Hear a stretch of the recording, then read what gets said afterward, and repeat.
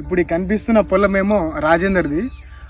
ఇది ఈసారి కొంచెం ఎక్కువ దిగుబడి రావాలని చెప్పి ఎక్కువ రేటు పెట్టి హైబ్రిడ్ విత్తనాలు కూడా తీసుకొచ్చి వేశాడు. కానీ ఎంతో ఆశతో ఉన్నా కానీ చివరికి నిరాశనే మిగిలింది. సరే మీరు చూసుకుంటే మొత్తం 3 acres మొత్తం ఇలానే పడిపోయింది. కొంచెం రేట్ ఎక్కువ అయినా కానీ బెల్ట్ మిషన్ తోటి కోపిద్దామని బెల్ట్ మిషన్ కూడా తెప్పించాడు. అది ఒకటే రౌండ్ అట్లా పోయి అట్లా ఒక రౌండ్కే 1 గంటన్నర సమయం పట్టింది.